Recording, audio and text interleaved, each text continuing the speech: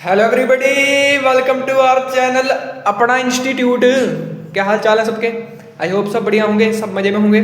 तो हम देख रहे थे क्लास 12th फिजिक्स का chapter 1 electric charges and field, जिसमें हम अब बहुत आगे आ चुके हैं। ये मोस्ट प्रोबेबली इसका लास्ट पार्ट है, part 17 E due to charge spheres. थोड़ा लंबा जा सकता है पार्ट, क्योंकि इसमें काफ़ी कुछ है पढ़ाने के लिए चार्ज स्फीयर्स में, ठीक है ना। अगर इस पार्ट में कवर ना हो पाया तो एक पार्ट और आएगा, नहीं तो मोस्ट प्रोबेबली यही इसका चैप्टर का लास्ट पार्ट होगा, ठीक है ना। पार्ट 17 फिर हमारा सारा चैप्टर थ्योरेटिकल पार्ट पे सारा खत्म हो जाएगा, फील पार्ट पे सारा खत्म हो जाएगा, जितनी हमने फील ली चैप्टर में, ठीक है ना। बहुत अच्छी तरह पढ़ा, ठीक है ना, ठीक है ना। लेकिन उसके बाद भी आपका क्या होमवर्क रहेगा इस पार्ट में, इसके जितने भी एनसीईआरटी क्वेश्चन है वो लगाओ, एनसीईआरटी एग्जाम्पलर भी लगाओ, ठीक है ना। तब जाके आपका थोड़ा स्टैंडर्ड बढ़ेगा। और अगर आप कंपटीशन की तैयारी कर रहे हो तो कंपटीशन के सवाल लगाओ, ठीक है ना। तो ये आपका इसके बाद होमवर्क रहेगा। तो चलिए स्टार्ट करते हैं। ये जो हमारे पास टॉपिक है ड्यू टू चार्ज स्फीयर, ये चला रहा है किसके एप्लीकेशंस ऑफ गॉस लॉ में ही आई, ठीक है। हमने 3 एप्लीकेशंस देख ली हैं, एक तो सिलेंडर की, एक प्लेन शीट की, एक इन्फिनिटली लॉन्ग वायर की इलेक्ट्रिक फील्ड निकालने में गॉस लॉ कैसे अप्लाई होता है वो हमने देख लिया। अब हम देखेंगे किसकी, स्फीयर्स की इलेक्ट्रिक फील्ड हम कैसे निकाल सकते हैं गॉस लॉ की मदद से, ठीक है ना। तो हम देखेंगे, चलिए स्टार्ट करते हैं।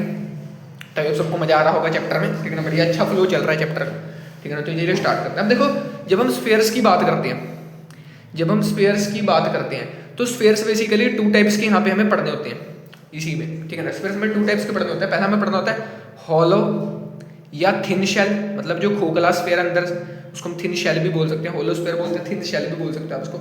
एक होता है सॉलिड स्फीयर, जो पूरा भरा हुआ है अंदर से, जैसे हमारी धरती को आप मान सकते हो सॉलिड स्फीयर है। होलो थिन शेल में आप मान सकते हो कोई होलो चीज़ बीच में से जो खाली हो, बस बाहर बाहर से हो, ठीक है ना। जैसे मान लो कोई फुटबॉल है या बास्केटबॉल है, मान लो बास्केटबॉल में हवा ही है बीच में, बाकी तो वो खाली है, ठीक है ना। वैसे अगर हवा भी निकाल दे तो वो होलो स्फीयर बन जाएगी, ठीक है ना, पर वो गोल नहीं रहती फिर भी, ठीक है। तो चलो देखते हैं। अब देखो जो होलो में है, होलो में फर्दर 2 पार्ट होते हैं। होलो में एक तो अगर कंडक्टिंग होगा हमारे पास कोई स्फीयर, ठीक है ना, होलो है पर कंडक्टिंग है, मतलब वो करंट पास कर रहा है। कंडक्टिंग को मेटलिक भी बोलते हैं, मेटल करंट कलेक्ट करते हैं, ठीक है। एक आ जाएगा नॉन कंडक्टिंग, जिसको आप इंसुलेटर भी बोलते हो होलो में, ठीक है ना। नॉन कंडक्टिंग बोल लो, या इसको कई बार डाइलेक्ट्रिक यूज करता है वर्ड, एग्जामिनर कई बार डाइलेक्ट्रिक वर्ड यूज करता है। बच्चों को लगता है सर इलेक्ट्रिक आगे कंडक्टिंग ना है, वो नॉन कंडक्टिंग, ठीक है ना। इंसुलेटर भी आप इसको बोल सकते हो, ठीक है। सॉलिड में भी हमारे पास ये 2 कैटेगरी आती है, कंडक्टिंग और कंडक्टिंग आता है और नॉन कंडक्टिंग आता है, ठीक है। अब सुनना एक बात को मेरी, इसमें देखो ध्यान सुनना, ये होलो में जितने भी पार्ट है, कंडक्टिंग हो गया, नॉन कंडक्टिंग हो गया, इसमें जो चार्ज है वो सरफेस पे रहेगा, ठीक है ना। इसमें जो चार्ज है वो सरफेस पे रहेगा। कंडक्टिंग वाले में भी चार्ज सरफेस पे रहेगा, जैसे हमने पीछे देखा था किसमें, सिलेंडर में, सरफेस पे रहेगा चार्ज। यहाँ भी चार्ज सरफेस पे रहेगा।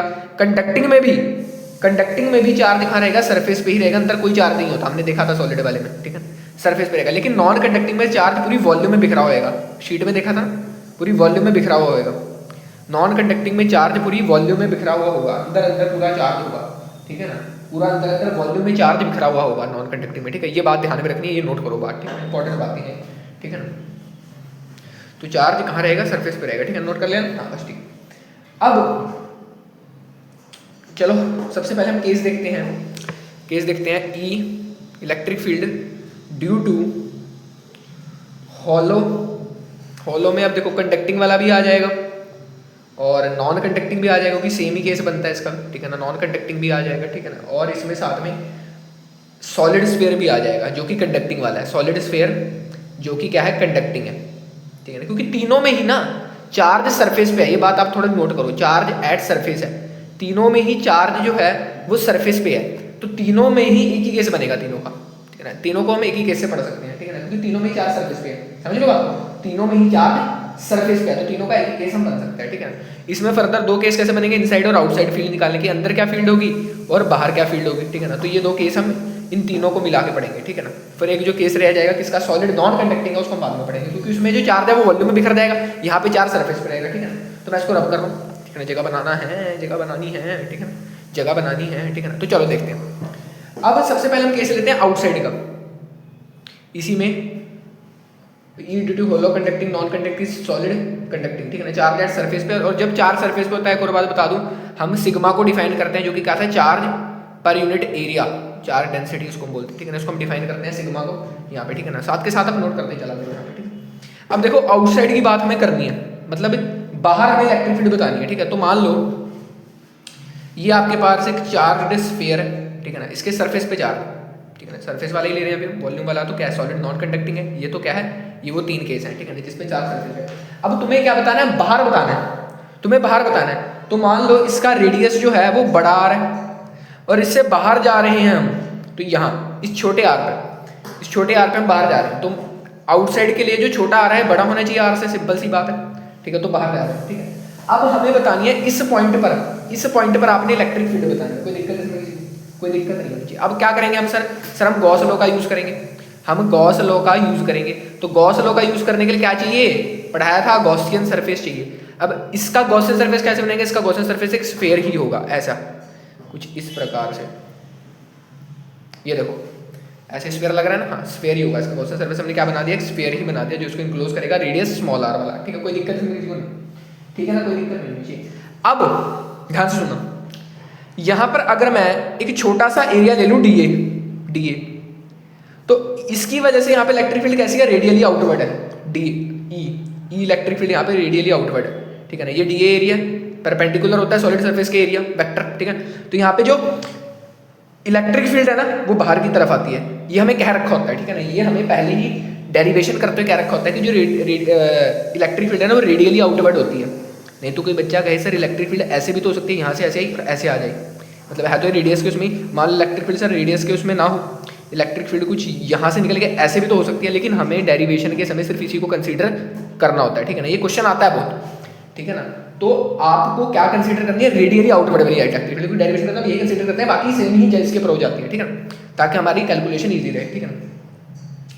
अब सुनो मेरी बात को, जो आपने स्फीयर ये बड़े वाला बनाया, ये आर रेडियस का, स्मॉल आर रेडियस का, ठीक है ना। यहाँ से आपने देखा कि इसकी वजह से है डी इलेक्ट्रिक फील्ड, ई की वजह से, ठीक है। अब मैं आपसे पूछूं गॉस लॉ से कि टोटल फ्लक्स कितनी होगी इनसाइड, तो आप कहोगे सर जितना चार्ज है अपॉन में एप्सिलॉन नॉट, जितना चार्ज है अपॉन में एप्सिलॉन नॉट उतनी ही फ्लक्स होगी अंदर। लॉजिकल बात है, बहुत लॉजिकल बात है, मैंने कहा बिल्कुल लॉजिकल बात है। जितना चार्ज है अंदर, ये चार्ज है अंदर, उतने ही होगी, कोई दिक्कत इसमें नहीं होगी।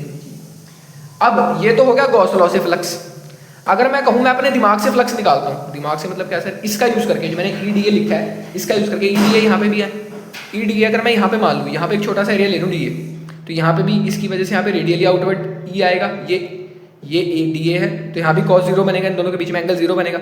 ऐसे ही यहाँ से अगर मैं ले लूँ तो यहाँ डी ए, ये डी ए वैक्टर छोटा सा एरिया यहाँ भी काट लूँ, और यहाँ पे भी इलेक्ट्रिक फील्ड बाहर आएगी इलेक्ट्रिक। अब सुनो, अब मुझे क्या करना है, मुझे बेसिकली यहाँ पे फ्लक्स निकालनी है, टोटल फ्लक्स कितनी, ये बाहर फ्लक्स ही तो जा रही है, बाहर फ्लक्स ही तो जा रही है, तो टोटल फ्लक्स कितनी जाएगी आपको पता है सर, ये होगा ई डी ए का इंटीग्रेशन। फ्लक्स क्या होती है, ई डी ए, इसका इंटीग्रेशन करेंगे, ठीक है। तो अब देखो क्लोज सरफेस है तो हम ये भी लगा देंगे, गॉसियन सरफेस है तो हम ये भी लगा देंगे, ठीक है ना। अब देखो जब इसको इंटीग्रेट करेंगे तो क्या आएगा, E dot A dot product है, तो ई डी ए cos 0 लिखना जरूरी है, cos 0 एंगल cos 0 मान होता है लेकिन लिखना जरूरी है, ठीक है ना। तो यहाँ पे कितना आ गया, ई डी ए आ गया मुड़ के फिर से का इंटीग्रेशन। इसको फर्दर हम करेंगे तो देखो ई कांस्टेंट है, बाहर आ जाएगा, बची integration of D A, D A D A D A D A, ये छोटा छोटा area D A D A D A D A D A जुड़ के क्या बन जाएगा, पूरा ये स्फीयर का आउटर सरफेस एरिया बन जाएगा, curved surface area of sphere बन जाएगा। कौन से वाले का, बड़े वाले का, समझ रहे हो बात, जो बड़े वाला स्फीयर है उसका आउटर सरफेस एरिया बन जाएगा। तो ये बन जाएगा ई इंटू बड़ा एरिया, तो बड़ा एरिया कितना है, बड़ा area sir curved surface area जो कि 4 पाई छोटा आर का स्क्वायर, क्योंकि बड़े स्क्वायर का रेडियस छोटा आर है, ठीक है। तो ये बन जाएगा क्या हमारे पास फाइनली क्यू निकल के E into 4 pi are square, ठीक है। तो ये आ गई टोटल फ्लक्स, ठीक है। हमने निकाली टोटल फ्लक्स, गॉस लॉ कह रहा है इतनी, तो दोनों इक्वल होनी चाहिए, दोनों इक्वल होनी चाहिए, मैंने कहा बिल्कुल सर, मैंने कहा बिल्कुल सर। तो अब देखो सबसे पहले मैं चार्ज डेंसिटी की हेल्प से इस क्यू को हटाता हूँ, ठीक है, जो हम करते आए हैं, ठीक है। अब सुनो, आपको पता है कि ये चार्ज डेंसिटी जो सिग्मा बराबर होती है क्यू चार्ज अपॉन एरिया के, है ना, एरिया होता है। तो अब एरिया कितना है, ध्यान सुनना, चार्ज कितने एरिया में, चार्ज इतने एरिया में है, इस एरिया पर बिखरा हुआ, ना कि इस एरिया पे बड़े वाले में, चार्ज तो इतने एरिया पे ही है। तो यहाँ से रिस्पेक्ट से बताओगे तो कितनी होगी, 4 पाई बड़ा आर स्क्वायर, ठीक है ना। यहाँ पे बच्चे को डाउट आता है क्योंकि इस छोटे वाले स्क्वायर का रेडियस का बड़ा आर है, ठीक है ना, समझ लो, ठीक।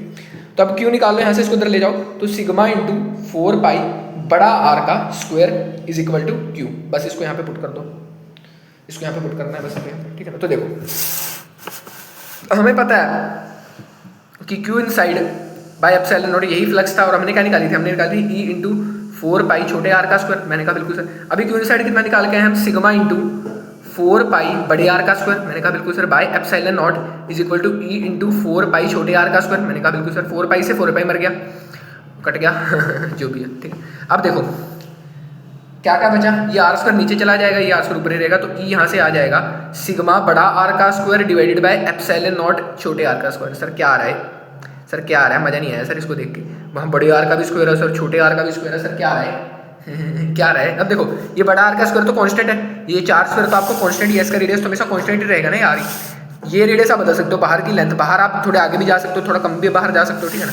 तो यहाँ से आपको पता लग रहा है ये कांस्टेंट है, डेंसिटी कांस्टेंट, ये कांस्टेंट, एप्सिलॉन नॉट कांस्टेंट है, तो ई इनवर्सली प्रोपोर्शनल है 1/r स्क्वायर के, जो आएगा भी आएगा आउटसाइड में। कि जैसे जैसे बाहर जाते रहोगे वैसे वैसे क्या होता जाएगा, क्या होता जाएगा, इलेक्ट्रिक फील्ड कम होती जाएगी, ठीक है ना। तो ये बात है, ठीक है ना, ये समझ रहे हो बात को, समझ रहे हो बात को, ठीक है ना। और हाँ ठीक है ना, ये समझ रहे हो बात को, समझ गए ना इस बात को, समझ गए, ठीक है। अब सुनना मेरी बात को एक और, आपको पता है, सुनना सुनना सुनना सुनना ध्यान सुनना, कि अगर मैं ठीक है ना, सबसे पहले इसको समझ लो दोबारा से क्या करा मैंने। देखो आउटसाइड का निकालना था, तो मैंने ये स्फीयर देखा, इसके बाहर ये मैंने एक पॉइंट ले लिया ई, यहाँ पे मैंने ये वो देखी इलेक्ट्रिक फील्ड रेडियली आउटवर्ड थी, एरिया वेक्टर भी बाहर होता है परपेंडिकुलर, दोनों में cos 0 के अंतर। गॉस लॉ से गॉसियन सरफेस बनाया था, गॉस लॉ से Q inside by epsilon, Q inside कितना, यही चार्ज है इसके अंदर, ये गॉसियन सरफेस है इसके अंदर, यही चार्ज है। मैंने फिर अपने देखो गॉस लॉ से तो फ्लक्स ही आ रही थी, मैंने फिर इंटीग्रेशन करके फ्लक्स निकाली तो वो आ रही थी ई इंटू 4 छोटा आर का स्क्वायर, ठीक है। फिर मैंने इन दोनों को इक्वल रखने के लिए सबसे पहले इस क्यू चार्ज को रिप्लेस किया इससे, ठीक है। फिर मैंने इन दोनों को इक्वल रखा और काटा पीटी करके मेरा आंसर आ गया is equal to pi are square by epsilon not r square, जो जिससे आ गया E inversely proportional to 1/r square. इतना क्लियर है। अगर मैं यहाँ पर क्यू इनसाइड को रिप्लेस ना करूँ, इसको रिप्लेस ना करूँ अगर मैं, और तब निकालूँ फ्लक्स, तो देखना क्या अंतर आएगा। अगर मैं क्यू इनसाइड को रिप्लेस ना करूँ तब मैं फ्लक्स निकालूँ, ई इज इक्वल टू, तब कितनी आएगी देखो, इसको नीचे ले जाओ 4 को, तो क्यू इनसाइड, क्यू लिख लो सिंपल इसको, बाय एप्सिलॉन नॉट डिवाइड में आ जाएगा 4πr स्क्वायर। मैंने कहा बिल्कुल कोई दिक्कत नहीं। अब इसको थोड़ा सा मैं सेट करके लिख दूं तो ये आ जाएगी 1/4 pi epsilon naught q/r square. देख रहे हो कुछ दिखा आपको इससे, इतनी आ गई। ये क्या है, के ही तो है, ये के ही तो है, तो k/r स्क्वायर, k/r स्क्वायर आ गई सर। इसका मतलब क्या होता है, ये किसके लिए था ये formula, is equal to 1/4 pi epsilon naught q/r square. ये था सर जब ये q चार्ज पॉइंट चार्ज होता था तब ये फॉर्मूला हम लगाते थे, लेकिन सर ये तो इसमें भी आ गया, ये स्फीयर वाले में भी ये फॉर्मूला आ गया। अब क्या इसका मतलब क्या है सर, इसका मतलब क्या है, इसका मतलब ये है, इसका मतलब ये है कि it seems like q charge is at centre of sphere. अगर मैं बाहर से देखूंगा ना, अगर मैं बाहर से देखूंगा तो मुझे पॉइंट चार्ज लगेगा जो कि सेंटर से जिसकी फील्ड में निकाल रहा हूँ। समझ रहे बात को, समझ रहे बात को। अगर मैं बाहर से देखूंगा ना, बाहर से, तो ऐसा लगेगा कि जो क्यू चार्ज है ना, it seems like Q charge is at centre of the sphere, ठीक है ना। वो क्यू चार्ज स्फीयर के सेंटर में और एक पॉइंट चार्ज जैसा लगेगा, वो एक पॉइंट चार्ज जैसा लगेगा।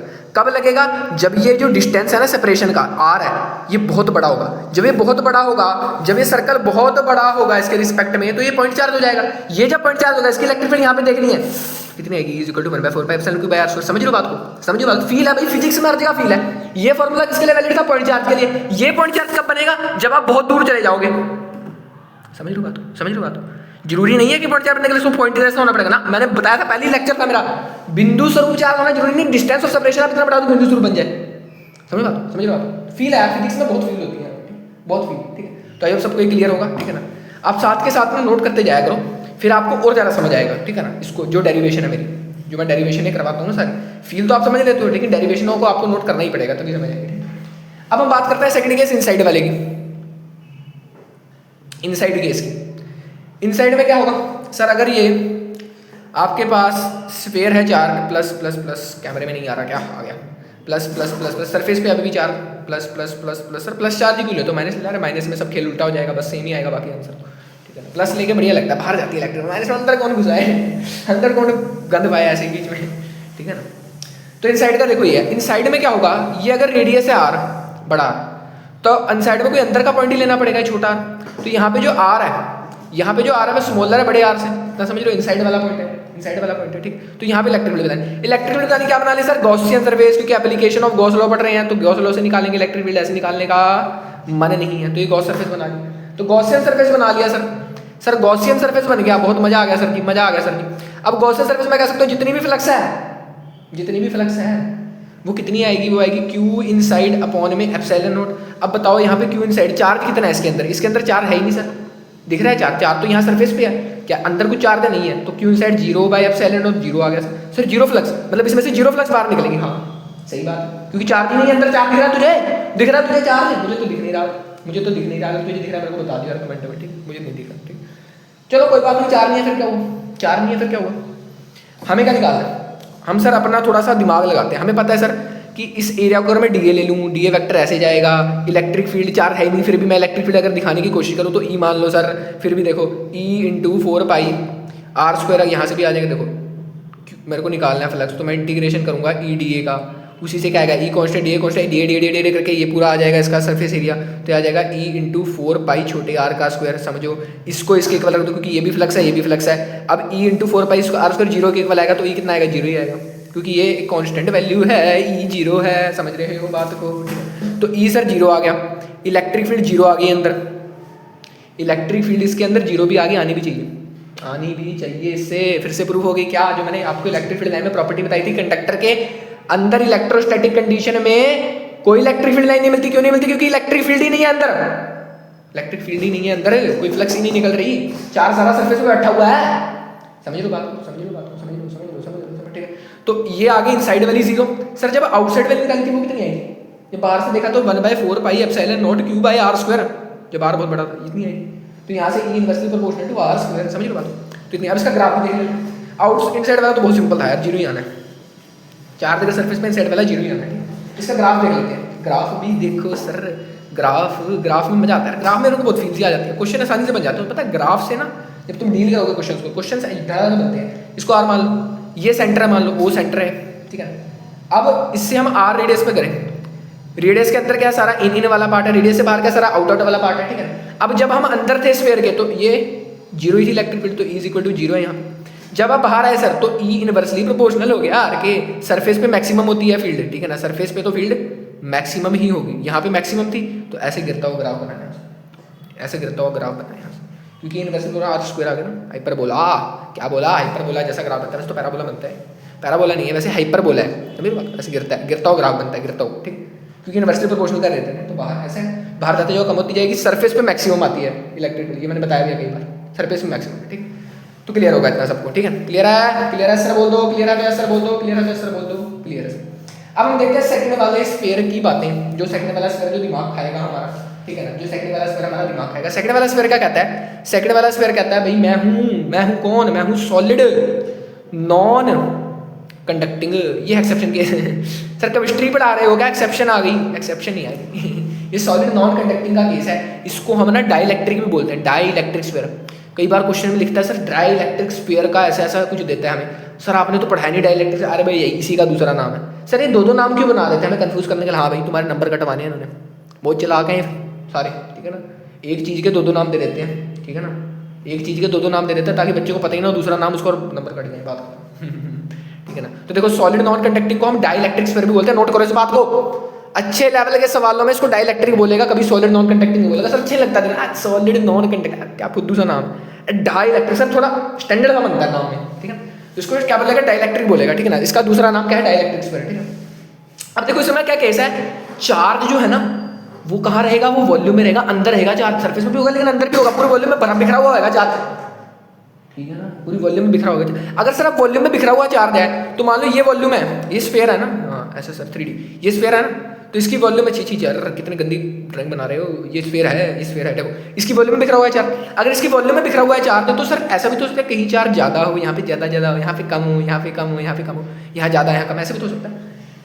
हो सकता है भाई, मैंने कहा नहीं हो सकता। लेकिन पहले हम पढ़ेंगे यूनिफॉर्म चार्ज में डिस्ट्रीब्यूशन की, सारी जगह यूनिफॉर्मली बिका हुआ है, यूनिफॉर्मली सारी जगह यूनिफॉर्म चार्ज है, यूनिफॉर्म है भाई, यूनिफॉर्म है, यूनिफॉर्म है, यूनिफॉर्म है सारी जगह, बढ़िया बढ़िया यूनिफॉर्म। सर क्लास की यूनिफॉर्म पहन के जाते हैं, ठीक है? सारी जगह यूनिफॉर्म चार्ज है, ठीक है?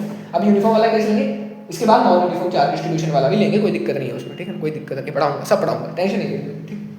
पढ़ेंगे, स्टार्ट करें। चलो इसके दो केस है, आउटसाइड इनसाइड, वो तो होंगे ही सर, वो तो होंगे ही सर, हमें मत बताओ, वो तो होंगे ही सर। सबसे पहले देखते हैं आउटसाइड वाला केस। आउटसाइड बाहर, घर से बाहर निकले हम। आउटसाइड वाला केस देखते हैं। आउटसाइड वाला केस जब हम देखेंगे तो इसमें क्या होगा कि मान लो ये आपके पास स्फीयर है, बढ़िया। अरे सर मज़ा नहीं आया, मज़ा नहीं आया, मज़ा नहीं आया। स्फीयर देखो ऐसे बनाएंगे, ऐसे बनाएंगे स्फीयर, ये स्फीयर होगा। अरे मज़ा नहीं आया, फिर से मज़ा नहीं आया, मज़ा नहीं आया, मज़ा नहीं आया। सर वीडियो की लेंथ बढ़ रही है, चलो कोई बात, चलो इसमें चार्ज पूरा डिस्ट्रीब्यूटेड है, ऐसे ऐसे ऐसे ऐसे ऐसे ऐसे ऐसे। कितना है, बड़ा आर इसका रेडियस है। अगर बाहर जाना है सर तो बाहर कोई पॉइंट देख लो सर, यहाँ पे मान लो कोई पॉइंट है छोटा आर, यहाँ पे आपको इलेक्ट्रिक फील्ड बनानी, तो क्या करेंगे सर, गॉस लॉ से बतानी है, गॉसियन सरफेस बनाओ। जब भी गॉस लॉ आ जाए, गॉसियन सरफेस देखो, गॉस लॉ जब भी दिख जाए, जब भी गॉस लॉ का यूज करें कुछ करना हो, गॉसियन सरफेस चाहिए ही चाहिए, गॉसियन सरफेस चाहिए। गॉसियन जी ने ऐसी बात कर दी सर, लो जी सर जी, गॉसियन सरफेस बना दी, मजा आ गया, गॉसियन सरफेस बन गया। अब देखो वॉल्यूम में चार्ज डिस्ट्रीब्यूटेड है, आपको पता है वॉल्यूम के लिए चार्ज डेंसिटी होती है रो, चार्ज पर यूनिट वॉल्यूम, ये बात अभी याद होनी चाहिए, मैंने कई बार पढ़ा रखी है, फिर से बता देता हूँ, कई बार मन करता है मेरा बताने का, मैं कई बच्चे सारे लेक्चर छोड़ के इसी पे आ जाते हैं उनको बताना पड़ता है, ठीक। अब सुनो, अब सर मुझे पता है अगर ये गॉसियन सरफेस है तो मुझे अगर इस बड़े सरफेस से बताना हो कि कितनी नेट फील्ड बाहर जाएगी, वो होगी क्यू इनसाइड अपॉन में एप्सिलॉन नॉट एप्सिलॉन नॉट, बिल्कुल, ठीक है ना, तो इतनी जाएगी। सर अगर मैं अपने दिमाग लगा के तो मैं देखूंगा सर ये डी एरिया है परपेंडिकुलर, यहाँ से रेडियली आउटवर्ड इलेक्ट्रिक फील्ड आएगी, हमें कह रखा है, ठीक है ना, यहाँ से भी डी एरिया काटा सर मैंने, यहाँ से भी मैंने इलेक्ट्रिक फील्ड देखी रेडियली आउटवर्ड, ये डी ए तो कॉस जीरो आ रहा है सर, यहाँ से भी काटा डी एरिया, ई बाहर डी ए कॉस जीरो, ठीक है, तो सारी जगह कॉस जीरो।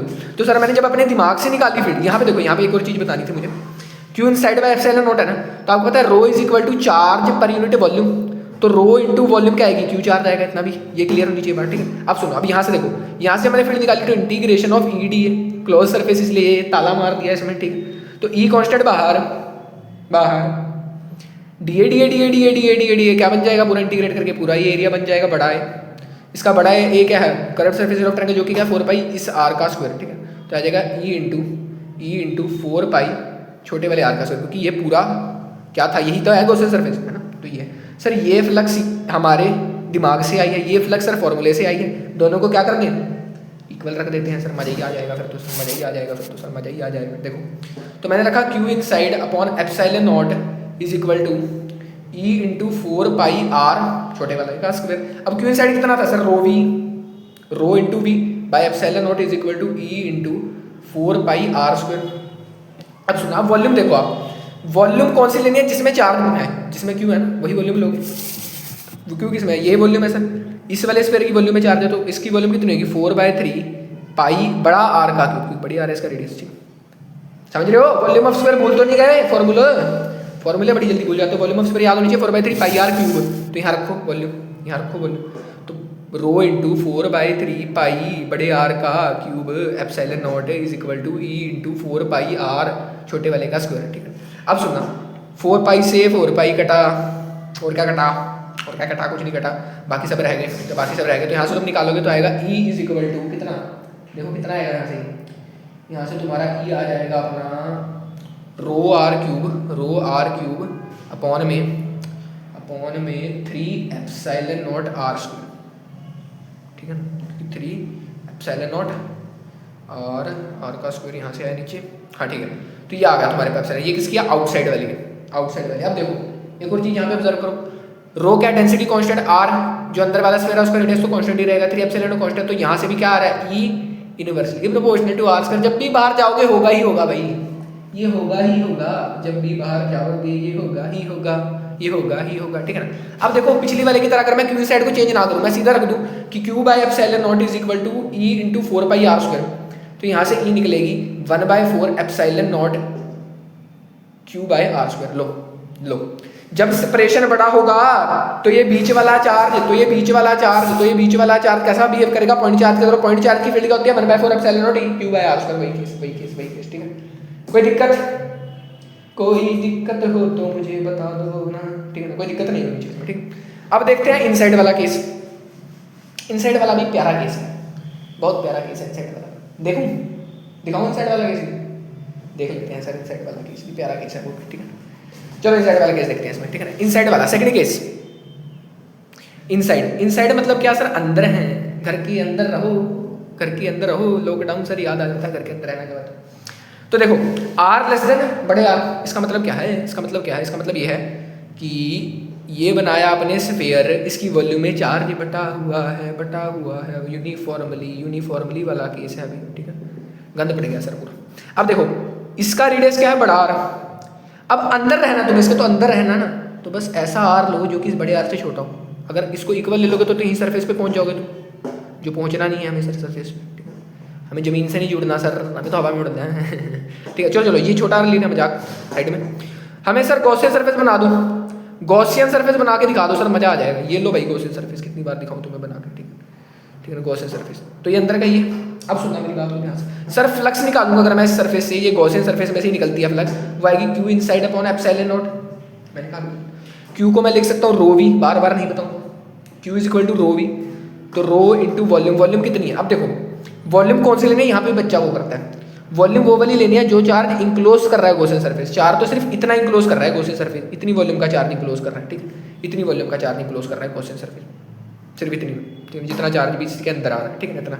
अब सुना, अब ये कैसे निकालेंगे सर, ये चार्ज कैसे निकालेंगे। अब देखो जितनी इसकी वॉल्यूम है इस वाले छोटे वाले स्फीयर की, उतनी ये चार्ज इंक्लोज कर रहा है, उतनी ही चार्ज इंक्लोज कर रहा है। तो इसकी वॉल्यूम कितनी है, इसकी वॉल्यूम है सर 4/3 पाई छोटे आर का क्यूब, क्योंकि छोटा आर इतनी वॉल्यूम किलो, तो रो इंटू 4/3 पाई छोटे आर का क्यूब। ठीक है, तो सिर्फ ये तो आ गया क्यूब, ये तो आ गई फ्लक्स हमारे फॉर्मूले से। अब हम अपना दिमाग लगाते हैं, तो देखो वही रेडियली आउटवर्ड डी ए लिया, ई लिया, यहाँ पे भी वही ये डी ए तो भाग जा रहा है। ठीक है, तो फ्लक्स निकली सर इससे ई डी ए का इंटीग्रेशन। ठीक है, करते हैं तो क्या आता है, ई इंटू ए आता है एरिया। अब एरिया कौन सा लेना है, इसमें बच्चों को रख लें, एरिया ये वाला आएगा बेटे, क्योंकि ये है गॉसियन सरफेस का अंदर वाला ही, तो ये आएगा ई इंटू 4 पाई छोटे आर का स्क्वायर, छोटे आर का स्क्वायर। ठीक है, अब ये आ रहा है हमारे दिमाग से फॉर्मूला, ये आ रहा है सर इनके दिमाग से ये वाला फॉर्मूला आ रहा है, हमारे दिमाग से ये वाला फॉर्मूला आ रहा है। ठीक है, इनके दिमाग से ये वाला आ रहा है, हमारे दिमाग से ये वाला आ रहा है। दोनों को कर दें इक्वल रख देते हैं, दोनों को क्या कर देते हैं, इक्वल रख देते हैं। चलो रखते हैं, चलो रख देते हैं इक्वल। तो हमने इन दोनों को इक्वल रखा, तो क्या आया, हमने दोनों को इक्वल रखा तो आया Q inside upon epsilon naught is equal to कितना आया था, E into 4 pi are square. ठीक है, क्यू इनसाइड कितना आया था, rho into 4/3 pi R cube by epsilon naught तो कितना आ गया, is equal to E into 4 pi are square. 4 pi से 4 पाई कट गया, और ये आर स्क्वायर से क्यूब मर गया, आर बचा बस। ठीक है ना, तो ई कितना आ गया, यहाँ से निकल के क्या आ गया, रो आर बचा बाय 4 नीचे चला गया, 4 एप्सिलॉन नॉट। ठीक है, 4 एप्सिलॉन नॉट, सॉरी 4 तो कट गया, 3 नीचे आ गया, ये वाला 3 एप्सिलॉन नॉट। ठीक है, तो ये आ गया इसका फॉर्मूला। तो ये किसकी है, इनसाइड वाली फील्ड। देखो यहाँ पे इनसाइड वाली जीरो नहीं आई, क्यों नहीं आई, क्योंकि अंदर चार्ज था। ठीक है, नॉन कंडक्टिंग वाले केस मैंने कहा भी था कि नहीं आएगी जीरो, नॉन कंडक्टिंग वाला केस है ना, कंडक्टिंग वाले में जीरो आती थी। ठीक है ना, मैंने बताई थी इलेक्ट्रिक फील्ड वाली बातें, इलेक्ट्रिक फील्ड लाइन्स वाले टॉपिक में। ठीक है ना, तो ये आ गई थी, समझ गए बात, समझ गए बात को, समझ गए बात को सर, समझ गए सर, समझ गए, हम समझ गए। ठीक है, तो ये तो आ गया फॉर्मूला सर हमारे कारस्थानियों से। क्या करा सर, वही बस कुछ नहीं लिया, गॉसियन सरफेस ये वॉल्यूम कितनी लेनी सर, जो गॉसियन सरफेस है उसके एरिया भी कितना लेना है, जो गॉसियन सरफेस है तो कर दिया। अब एक और बात यहाँ से मैं तुम्हें बतानी है, एक और बात मैंने तुमसे करनी है। क्या बात करनी है सर आपने, अब देखो यहाँ से तुम्हें पता लग रहा है कि देखो रो कांस्टेंट है, 3 epsilon constant, E directly proportional R की, मतलब जैसे जैसे तुम यहाँ पे ये रेडियस बढ़ाओगे अंदर वाला, उतनी उतनी फील्ड बढ़ती जाएगी। तो कॉमन सी बात है, बढ़ेगी, क्योंकि वॉल्यूम ज़्यादा इंक्लोज, ज़्यादा वॉल्यूम ज़्यादा चार्ज, ज़्यादा इलेक्ट्रिक फील्ड। बात करो यहाँ पे चले जाओगे मैक्सिमम हो जाएगी, बाहर तो घटेगी, आपको पता ही है बाहर तो घटनी है। ठीक है ना, मैं निकाला। अब सुनना, अब मुझे पता है, सुनना बात को, एक और बात को सुनना, एक और बात बताऊँगा तुम्हें, बहुत तगड़े होगी। ठीक है, तुम्हें पता है कि जो रो है वो डेंसिटी तो सेम है, समझना बात को। यहाँ पे मैं लिखता हूँ एक चीज़ और, तुम्हें पता है जो रो है वो होता है क्या होता है, चार्ज पर यूनिट वॉल्यूम। अब अगर मैं इस पूरी वॉल्यूम का चार्ज देखूँ, पूरी वॉल्यूम का अगर मैं रो देखूँ, पूरी वॉल्यूम का चार्ज अगर मैं क्यू मान लूँ, इस पूरी वॉल्यूम के चार्ज अगर मैंने क्यू मान लिया पूरी वॉल्यूम में, और जब मैंने रो किया, rho is equal to Q by V, तो क्यू बाय वी करा तो कितना आया, वी आया 4/3 पाई बड़े आर का क्यूब, क्योंकि पूरी वॉल्यूम का चार्ज है, पूरी वॉल्यूम का चार्ज है। और अब सुनना मेरी बात, क्या करता हूँ, अब मैं क्या करता हूँ, जो ये पूरी वॉल्यूम का मैंने क्या निकाला है, रो निकाला। अब देखो रो तो यहाँ भी वही है, यहाँ भी वही है, क्योंकि कांस्टेंट है रो, तो डेंसिटी कांस्टेंट है, इसके 1 मीटर स्क्वायर में देखो उतना ही चार्ज मिलेगा जितना है, क्योंकि यूनिफॉर्म डिस्ट्रीब्यूशन है। ठीक है, तो अब मैं इस रो को उठा के यहाँ अपने फॉर्मूले में रख देता हूँ, इस फॉर्मूले में। ठीक है, रखो सर, तो हमारे पास है, यहाँ लिख लेते हैं, जगह नहीं है कहीं, तो हमारे पास क्या आया था, हमारे पास आया था, चलो रब करके ही लिख लेता हूँ, यहाँ रब करके ही लिख लेता हूँ। ठीक है, रब करके मैं इस स्क्वायर को रब करके ही लिख लेता हूँ, दिखी जाएगी सर जी, दिखी जाएगी। ठीक है, तो हमारे पास आया था E is equal to rho R by 3 epsilon naught. अब रो की जगह मैंने ये उठा के रख दिया यहाँ पे, तो आ गया Q upon 4/3 epsilon naught, sorry pi R cube into R into 1/3 epsilon naught था यहाँ पे, है ना, यही था ना, आर लिख लिया, R/3 एप्सिलॉन नॉट, हाँ ठीक है। अब देखना है यहाँ से तगड़ी कैलकुलेशन होगी, 3 से 3 कट गया, बहुत तगड़ी कैलकुलेशन हो रही है यहाँ पे, तगड़ी कैलकुलेशन चल रही है यहाँ पे। तो यहाँ क्या बचा, E is equal to 1/4 epsilon naught Q by इस आर से, अरे ये आर छोटा कैसे आ गया यहाँ पे, ये आर, हाँ ठीक है छोटे आर क्यूब इंटू आर, ठीक है। तो कई बच्चे इस फॉर्मूले को भी याद रखते हैं, यहाँ पे आर क्यूब ये कांस्टेंट है, तब भी देखो डायरेक्टली प्रोपोर्शनल आर के, ठीक है। तो कई बच्चे इस फॉर्मूले को भी याद रखते हैं, डायरेक्टली यूज होता है, क्यों, क्योंकि इसमें सिर्फ आपको क्या पता होना चाहिए, ये डिस्टेंस पता होना चाहिए अंदर कितनी और रेडियस पता होना चाहिए, 4 तो दे देता है वो, ठीक है ना। क्योंकि इसमें आपको देखो डेंसिटी के टर्म में खेलने की जरूरत नहीं है, सिंपल यहाँ पे आपको देता है, ठीक है। कई बच्चे इसको भी याद रखते हैं, कई बच्चे इसको भी याद रखते हैं, इसी से ही आया, कोई दिक्कत नहीं है वैसे, ठीक है ना। तो इसको भी याद रख सकते हो, sir graph graph graph graph की बारी आ गई, ग्राफ बना देते हैं यार, टेंशन क्यों लेते हो तुम लोग, टेंशन बहुत लेते हो तुम लोग, ग्राफ भी बना देते हैं, इसका प्यारा ग्राफ बनेगा, इसका क्यूट ग्राफ देखो, इसका क्यूट ग्राफ, प्यारा ग्राफ। तो इसका क्यूट ग्राफ जब हम बनाते हैं, देखो ये आ गया अपना, क्या होता है यहाँ पे, क्या दिखते हैं, इलेक्ट्रिक फील्ड दिखते हैं सर, यहाँ पे ये सेंटर होता था सर, हमें पता है अब तो सब कुछ हमें पता है सर, आप छोड़ दो पढ़ाना ये आर हो गया रेडियस। अब देखो रेडियस से अंदर अंदर इन, बाहर बाहर आउट, अंदर थे तो इस केस में क्या थी, डायरेक्टली प्रोपोर्शनल थी, तो ऐसे बनता है E directly proportional to small R था, और जब बाहर आए देखो सरफेस में तो मैक्सिमम है, तो ई इनवर्सली प्रोपोर्शनल, तो हर केस में इनवर्सली ही रहेगा, बाहर जाओ ऐसे आ जाएगा, ठीक है, समझ रहे बात। तो इसका ग्राफ बनेगा, ठीक है। तो ये सिंपल सा ग्राफ, क्यूट ग्राफ है इसका, बड़ा प्यारा सा ग्राफ लगता है मुझे, इसका क्यूट ग्राफ बोलते हैं उसको।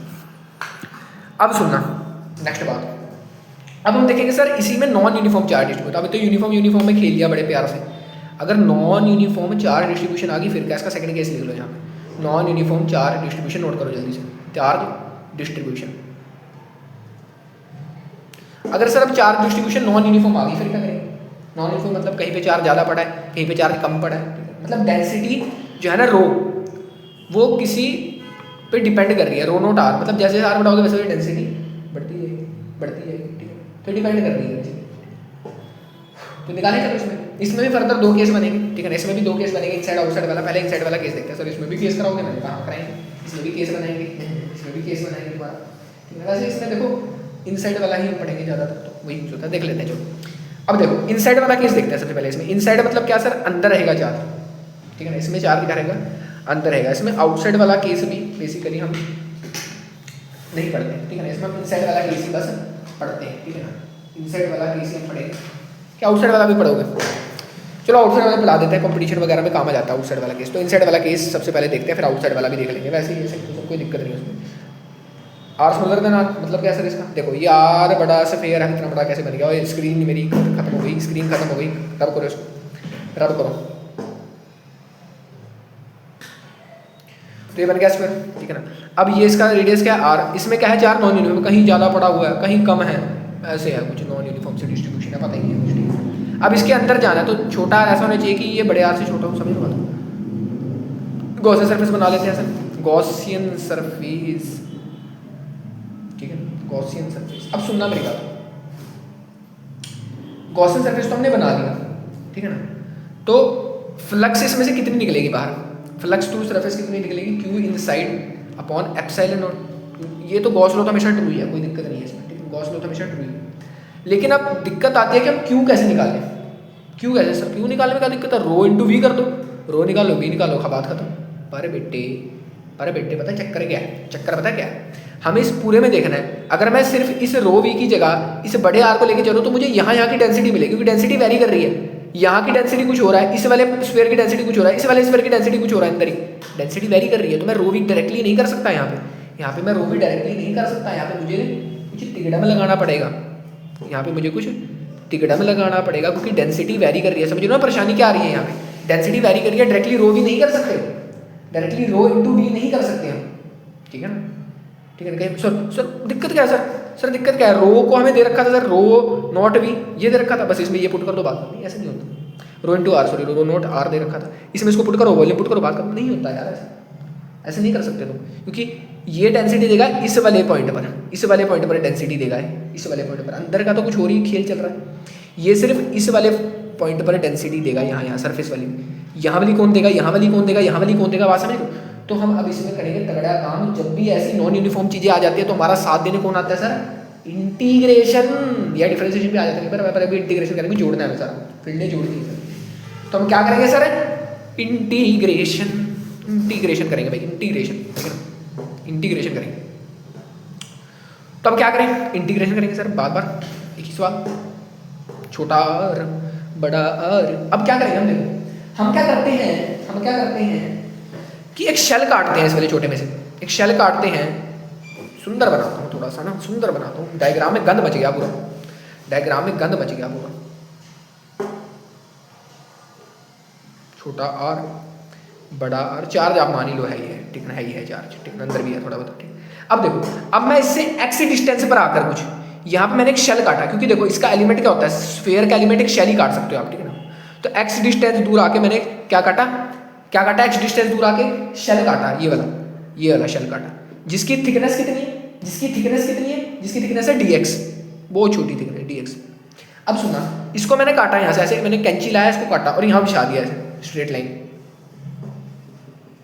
बिछा दो। अब सुनना मेरी बात, मैंने पूछा तुमसे इसकी मुझे वॉल्यूम बताओ। देखो वॉल्यूम में चर्चा होगी, ठीक है ना, वॉल्यूम में ही चर्चा होगी, ठीक है ना, वॉल्यूम में ही चर्चा होगी। एरिया और एरिया का मेरे को कोई मतलब नहीं है, मुझे वॉल्यूम में चर्चा है, क्योंकि देखो इसकी कुछ थिकनेस भी है ऐसे, तो वॉल्यूम आएगा, ठीक है, इसकी कुछ थिकनेस भी है, तो वॉल्यूम में चर्चा होगी, क्योंकि वॉल्यूम में इसके चार्ज बिखरा पड़ा है, तो वॉल्यूम में इसके चार्ज, तो इसका मुझे वॉल्यूम बताओ तुम, समझ लो बात, इसकी मुझे तुम वॉल्यूम बता दो, बस मैं तुम्हें मान जाऊंगा अगर तुमने मुझे इसकी वॉल्यूम बता। देखो इसकी जो थिकनेस है, ये इसकी जो हाइट है, सॉरी, वो है dx।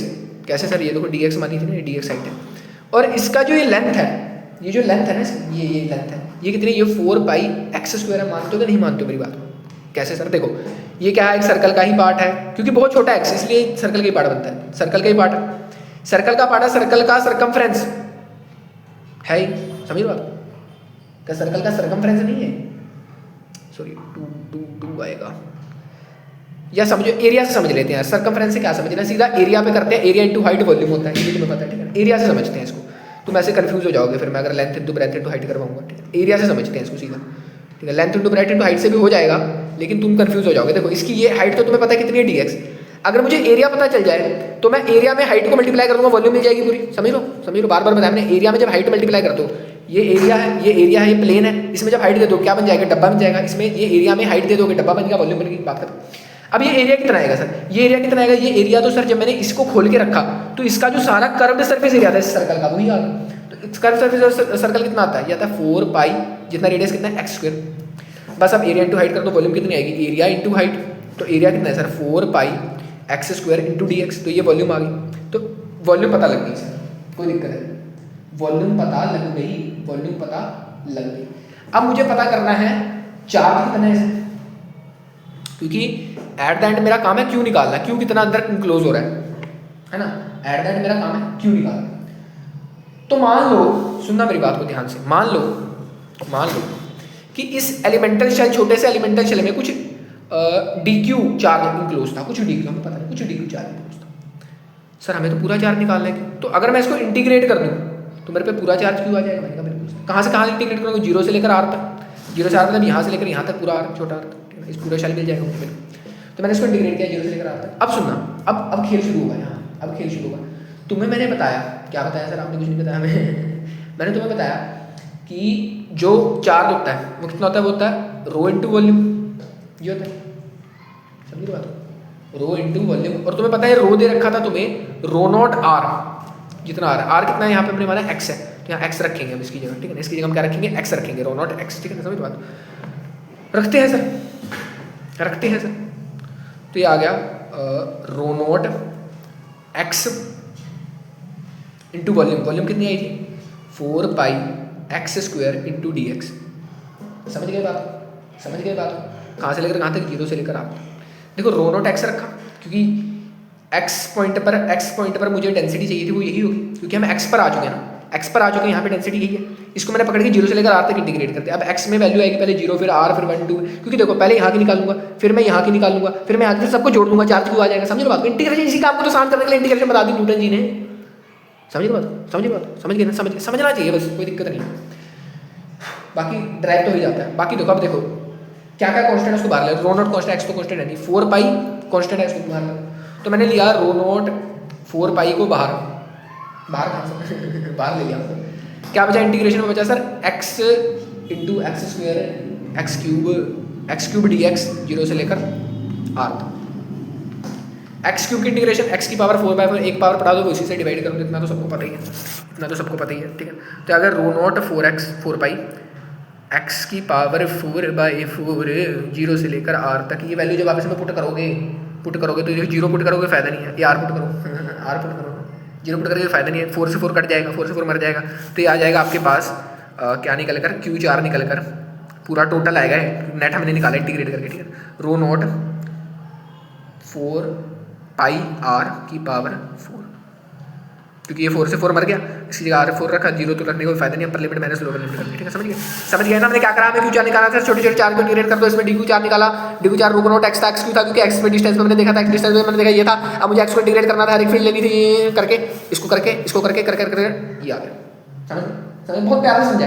तो ये आ गया Q इनसाइड, अब बस Q इनसाइड आ गया, अब कोई दिक्कत ही नहीं, अब तो कोई दिक्कत ही नहीं है, अब Q इनसाइड निकल आया है, अब तुम्हारी मुट्ठी में है सारा जहां, अब जहां तुम्हारी मुट्ठी में है, क्योंकि तुम्हारे पे Q इनसाइड निकल आया है जहां तुम्हारी मुट्ठी में है। कैसे मुट्ठी में सर देखो, कैसे मुट्ठी में देखो, क्योंकि Q इनसाइड निकला है Q इनसाइड निकला है। अब देखो तुम्हें निकाली इलेक्ट्रिक फील्ड निकाला, हमारा मेन मोटिव था यहाँ पे, हमें टोटल चार्ज मिल गया है ना, टोटल चार्ज तो आपको मिल गया, आपका काम क्या था इलेक्ट्रिक फील्ड निकालना। अब इलेक्ट्रिक फील्ड निकालने के लिए आपको पता है जब हम कैसे इंटीग्रेशन से करते हैं तो कितनी आती है, E × 4πr², इतनी आती है इंटीग्रेशन से। इंटीग्रेशन कह रहा वही वाला फॉर्मूला लगा के डी मान के आर डिस्टेंस पर हमें पूरा देखना होता है, सरफेस पे कितने हैं वो करके, है ना, समझ लो बात, समझ लो ना, अरे समझ गए। तो देखो यहाँ ये फॉर्मूला तुम्हें पता है कैसे निकालना, समझ लो मत। अब देखो इसको लिख दो इक्वल गॉस लॉ से कितना है तुम्हें पता है, बार बार बताना पड़ता है मुझे, गॉस लॉ से Q inside upon epsilon not आता है E × 4πr छोटे r के स्क्वायर के। अब देखो Q इनसाइड कितना निकाला, रो नॉट पाई छोटे r का square by epsilon naught is equal to sorry छोटे r का 4th part in E is equal to 4πr², इस r स्क्वायर से ये पावर 2 रहेगी, तो E यहाँ से निकल के आ गया rho naught r² by 4 epsilon naught. यहाँ से देखो ये कांस्टेंट है दोनों, E directly proportional to r², ठीक है ना, ये बात याद रखना। अब सर आउट वाले के निकालना है, सेम आउट वाले के लिए मैं तुम्हें कहता हूँ यार तुम ये वाला फॉर्मूला क्यों यूज़ करते, E is equal to 1/4 epsilon naught Q/r² होता है, तुम्हें पता है अगर r बहुत बड़ा है तो Q की जगह तुम सीधा वो निकाल के रख दो ना, जो मैंने Q अभी निकाला है ये वाला सीधा निकाल के रख दो। आउट के लिए तो यही फॉर्मूला है ना, बाहर जब निकालना होता है यही वाला फॉर्मूला, तो सीधा ही रख दो तुम निकाल के, समझ लो बात को, नहीं तो क्या इंटीग्रेट करके निकाल लो फॉर्मूला, उसमें तो कोई दिक्कत ही नहीं। ये होमवर्क है तुम्हारा, बात करो, ठीक है ना, थोड़ा सा आइडिया ले लो इसमें, आइडिया ले लो। सर बाहर जाएंगे ऐसा होगा, बड़ा आर से क्यूब ये कटेगा, ठीक है ना, तो ये पूरी वॉल्यूम का कट के पूरी आर लोगे तुम, बड़ा आर लोगे यहाँ पे, ठीक है ना, बड़ा आर लोगे, एक्स इक्वल 0 से लेकर बड़े आर तक इंटीग्रेट करोगे। यहाँ पे जब हमने छोटे आर तक लेके तुम बड़े आर तक इंटीग्रेट करोगे इसको, समझ लो बात, इस बड़े आर के इंटीग्रेट के हो जाएगा, कुछ नहीं है इसमें भी, ठीक है। बाकी ये दूसरा पर्सपेक्टिव तो मैंने तुम्हें बता ही दिया, दूसरे पर्सपेक्टिव में बाय4 एप्सिलॉन Q/r² होती है, क्योंकि E बाहर हमेशा 1/r² के प्रोपोर्शनल होगी, ठीक है ना, तो छोटे बाकी तुम निकाल लेना उसको बाहर वाले को, ठीक है ना। तो ये हो गया हमारा पार्ट खत्म, ठीक है ना, और चैप्टर भी खत्म, ठीक है ना, पार्ट भी खत्म, चैप्टर भी खत्म, सवाल जवाब भी खत्म। देखो सवाल जवाब तो बहुत है चैप्टर में, ठीक है, सवाल जवाब तो बहुत है। बाकी इसमें देखो अभी हमने क्या निकाला, हमने निकाला सर सॉलिड नॉन कंडक्टिंग के लिए, सॉलिड नॉन कंडक्टिंग वाले के लिए E इन कितना आता है, rho naught r² by 4 epsilon. Out तो हमेशा सेम है, जिस मर्जी के लिए निकालो तुम, 1/4 एप्सिलॉन नॉट Q/r², तो ये तो सेम ही रहेगा, ठीक है, तो ये तो इतना ही रहेगा। अब इसमें तुम वो डिराइव भी कर सकते हो, बस उसमें तुम्हें फॉर्मूला लिमिट रखनी है, ठीक है। तो बस खत्म हुआ आपका chapter finish theoretically, chapter finish, feel आ गई पूरी, फील बेस्ड एक्सप्लेनेशन फिनिश इस चैप्टर की, ठीक है ना। चैप्टर फिनिश फील बेस्ड की पूरी एक्सप्लेनेशन हमने इसमें, ठीक है ना। चैप्टर फिनिश हो गया। सर एक मुस्कान वाला गुड्डा भी बना दो, ठीक है ना, खुश हो गए सर खुश हो गए, कैमरे में तो आए नहीं लोग, ठीक है ना। तो इसी के साथ आपका चैप्टर खत्म होता है, इलेक्ट्रिक चार्जेस एंड फील्ड। इसके बाद अब आपका क्या होमवर्क है, होमवर्क अपना सुन लो, होमवर्क करके जाना, रुक जाओ अभी मत जाना। होमवर्क क्या है, एनसीईआरटी के सवाल लगाओ, सारे के सारे एनसीईआरटी एग्जाम्पलर के सवालों को धुएं में उड़ा दो। कोई कंपटीशन का सवाल ऐसा लगता है कंपटीशन की तैयारी करो, कंपटीशन के सवाल धुएं में उड़ाओ, ठीक है ना। सारा कुछ पढ़ाया भाई, कहीं भी कोई डाउट है दोबारा देख लो वीडियो, कोई दिक्कत नहीं, पूरी फील्ड बेस्ड है, पूरी कंसेप्चुअल बेस्ड तुम्हें अंडरस्टैंडिंग दी है, ठीक है ना। अब यहाँ पर तुम्हारा चैप्टर खत्म होता है। तुम्हारा काम क्या है, मैंने अपनी साइड से थ्योरेटिकल पार्ट में चैप्टर खत्म करा है, न्यूमेरिकल पार्ट में तुम्हारा काम है खत्म करना, ठीक है ना। तुम्हें न्यूमेरिकल लगाने ही लगाने हैं, समझ लो आपको। इतने न्यूमेरिकल लगाओ, इतने न्यूमेरिकल भी डर जाए तुम्हारे से। फील ले लेके लगाओ और फील पूरी लेना, तो मैं फील पूरी दी है मैंने, ठीक है। तो बस आज के लिए इतना ही रखते हैं यार, पार्ट को ज़्यादा बड़ा नहीं करते, आज के लिए इतना ही। खत्म करते हैं इसको। तो पढ़ते रहो और सबसे इंपॉर्टेंट जो भी पढ़ा उसको जीवन में उतारते रहो। चैप्टर 2 इसके बाद आएगा आपका इलेक्ट्रोस्टैटिक पोटेंशियल एंड कैपेसिटेंस, वो भी जल्दी शुरू कर देंगे चैप्टर 2 को भी, ठीक है ना। ये चैप्टर खत्म होता है आपका। तो आज के लिए इतना ही। Thank you very much.